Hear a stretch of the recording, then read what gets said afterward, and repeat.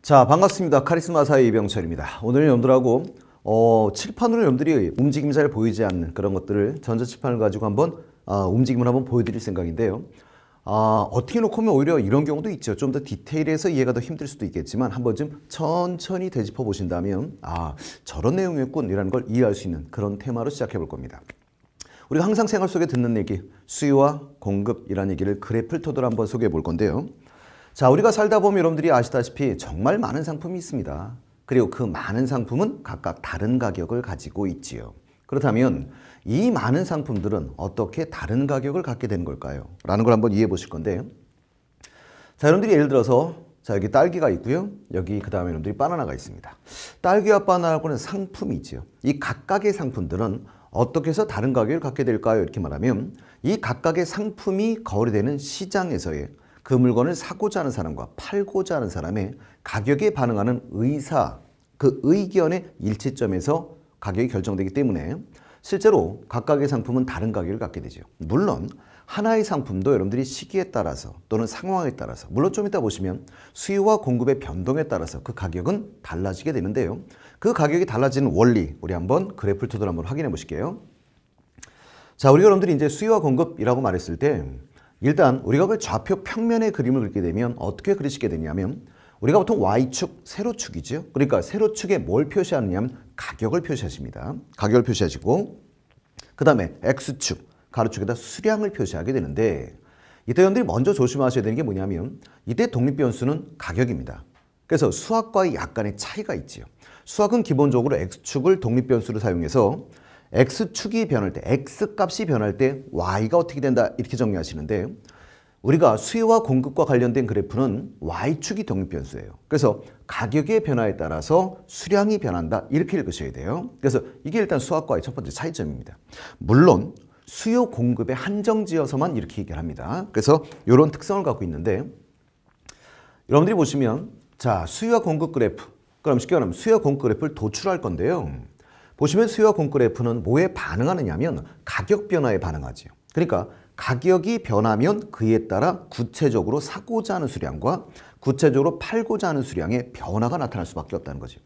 좌표 평면을 놓고 보시면 결국은 Y축의 변화가 X축의 변화를 가져올 수밖에 없다는 얘기인데 수요라는 말의 뜻은 여러분들이 사고자 하는 욕구고요. 공급이라고 하는 건 팔고자 하는 욕구인데 이것이 가격에 반응한다고 전제를 하고 그래프상에다 그림을 그리게 되면 이렇게 되는 거죠. 일단 물건을 사고자 하는 자들은 가격이 하락하게 되면 여러분 같으면 어떠시겠습니까? 싸지면 더 사고 싶죠. 그러니까 가격이 하락하면 그 사고자 하는 수량, 그걸 수요량이라고 하는데 수요량은 늘어날 수밖에 없어요. 그러니까 가격이 떨어지면 수요량은 증가하는 이런 형태를 띠게 되지만 만약 가격이 상승하게 된다면, 그럼 가격이 상승하면 그에 따라서 여러분들이 사고자 하는 구체적 수량은 감소하실 수밖에 없죠. 비싸지면 안 사고 싸지면 더 산다. 뭐 이런 얘기가 되는 거죠.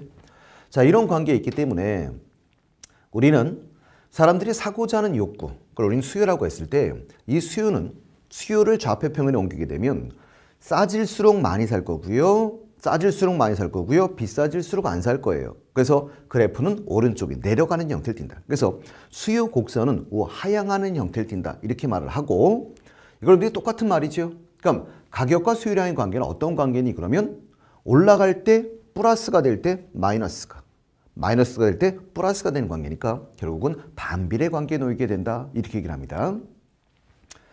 자, 그 다음에 여러분들이 보시면 물건을 사고자 하는 사람 입장에서 한번 얘기를 해보는 거예요. 공곡선을 얘기하는 건데 물건을 팔고자 하는 사람, 물건을 팔고자 하는 입장을 공급이라고 하니까 물건을 팔고자 하는 사람 입장에서는 가격이 하락하면 당연히 여러분들이 어떻습니까? 물건을 덜 만들 수밖에 없지요. 뭐 다른 일을 하시든 어떤 일이든 덜 만들 수밖에 없어요. 그래서 가격이 하락하면 공급량은 감소할 수밖에 없지만 가격이 상승한다면 어떠시겠어요? 가격이 비싸진다면 당연히 여러분들이 더 팔고 싶죠. 그러니까 가격이 상승하면 공급량은 늘어나게 되죠. 물론 공급자, 이 시장의 공급자가 더 증대되든 어떤 이유에서든 비싸진다는 건 공급량은 늘어날 수밖에 없구나.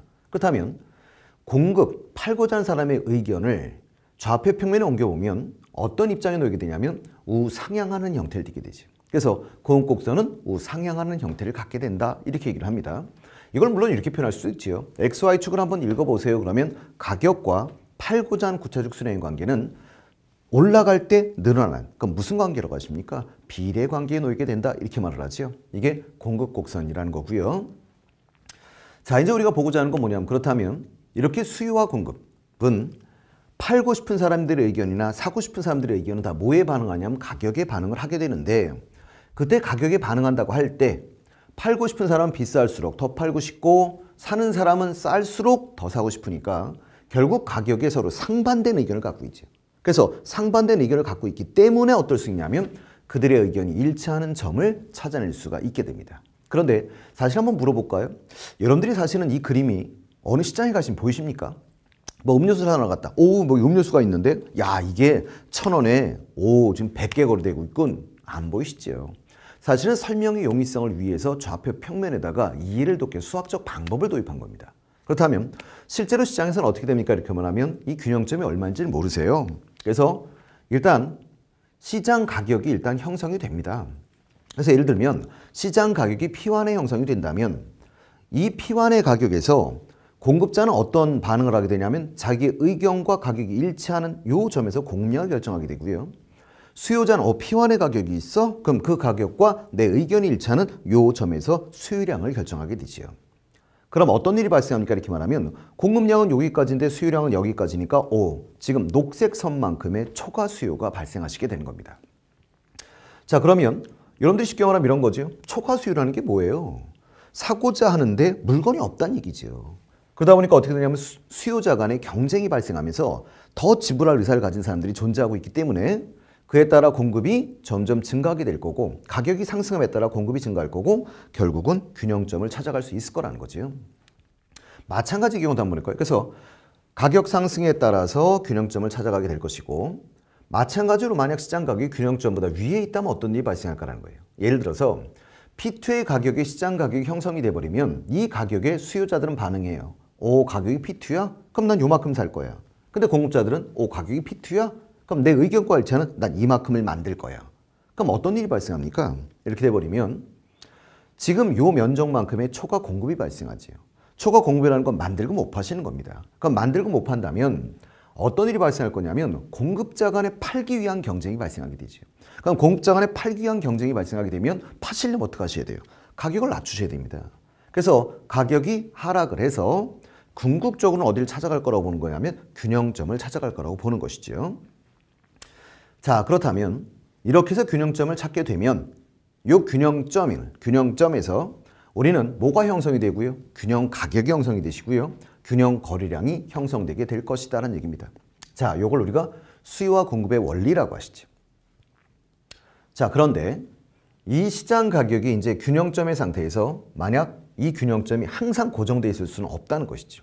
왜 그렇습니까? 이렇게 말하면 수요와 공급선이 변동을 한다는 거죠. 쉽게 말하면 소비자의 어떤 의사나 공급자의 의사들이 변동을 한다는 거예요. 그러니까 쉽게 말하면 예를 들어서 어떤 소비자들의 의견이 뭐냐면 수요 곡선을 오른쪽으로 이동시켜버리면 물론 여러분들이 나중에 보시면 곡선상의 변화가 나타나는 경우와 곡선 자체의 변화가 나타나는 경우가 존재할 수 있죠.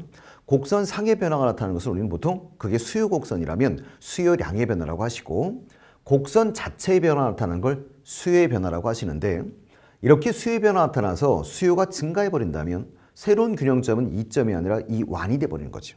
그래서 상품의 가격은 여러분들이 Y축만 놓고 보시면 Y축에서 상방 이동하게 될 것이고요. X축만 놓고 보신다면 X축에선 그렇죠. 거래량이 증가할 수밖에 없게 되는 겁니다.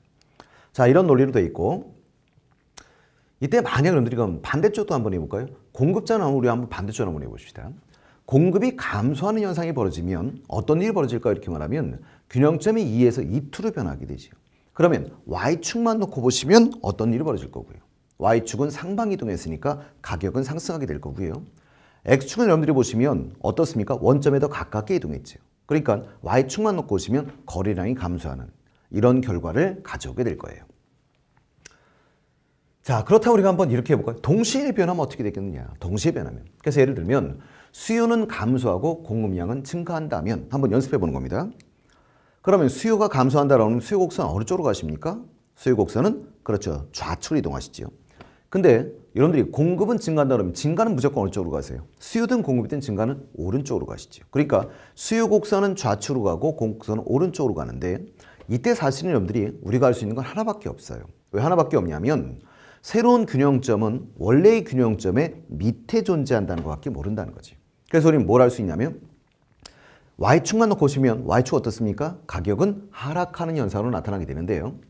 근데 문제점이 뭐냐면 자, 가격은 하락하는데 거래량은 모르세요. 왜 모르냐면 지금 여러분들이 그림상에 놓고 보시면 정확히 밑으로 내렸으니까 거래량이 똑같을 것처럼 보이지만 사실은 이 공급의 증가폭과 그 다음에 수요의 감소폭이 똑같아야만 정확하게 하방 이동하게 되죠. 그래서 제가 문제를 한번 만들어 볼까요? 만약 둘 다 똑같이 변하는데 수요의 감소폭, 앞에서 볼 때 수요의 감소폭과 공급의 감소폭 중에 증가폭 중에 뭐가 더 크냐라고 했을 때 그림을 눈에 띄게 한번 그려볼게요. 자, 수요가 지금 여러분들이 보시면 이만큼 감소했습니다. 이만큼 감소했고 공급은 어떠냐면 요만큼 증가해버리면 수요의 감소폭이 공급의 증가폭보다 커지게 되지. 커지게 되면 지금 그림을 놓고 보시면 Y축은 어떻습니까? Y축은 무조건 내려가지. 내려가니까 가격은 떨어지는데 X축만 딱 놓고 보시면 X축은 여러분들이 여기에 있다가 원점으로 더 가까이 가죠. 그러니까 거래량은 감소하게 되십니다. 자, 그런데 똑같은 문맥인데요. 수요의 감소폭과 공급의 증가폭 중에 만약 공급의 증가폭이 더 크면 어떻게 될까? 라고 말한다면 자, 수요는 여러분들이 요만큼 감소했고요. 요만큼 공급은 이만큼 증가해버리면 그럼 어떤 일이 발생하냐면 한 가지 분명한 건 있지요. 어떤 경우에 쓰든 간에 지금 보시면 Y축만 놓고 보시면 Y축은 하방 이동했지요. 하방 이동했으니까 가격은 떨어집니다만 거래량은 여러분들이 딱 놓고 보시면 X축을 놓고 보는 거니까 거래량이 여기 있다가 거래량이 여기로 갔으니까 X축은 증가해버립니다. 그래서 거래량은 증가하죠. 그렇다면 항상 여러분들이 보셔야 되는 게 뭐냐면 수요와 공급이 동시에 변해버리면 우리는 한쪽은 알 수가 있어요.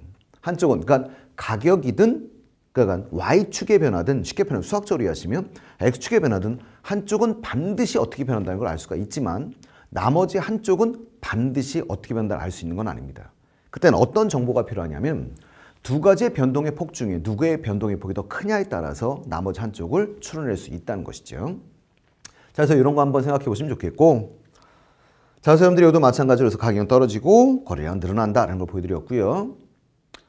자, 그 다음에 여러분들이 보시면 우리가 해서 어떤 구조로든 여러분들이 보시면 항상 요 둘이 만나는 자리 뭐라고 부르세요? 이걸 균형점이라고 부르시고요. 그때 여러분들이 이때의 Y축 이걸 뭐라고 부르시고요? 균형 가격이라고 부르시고 그 다음에 X축 뭐라고 부르시고 균형 거래량을 부릅니다.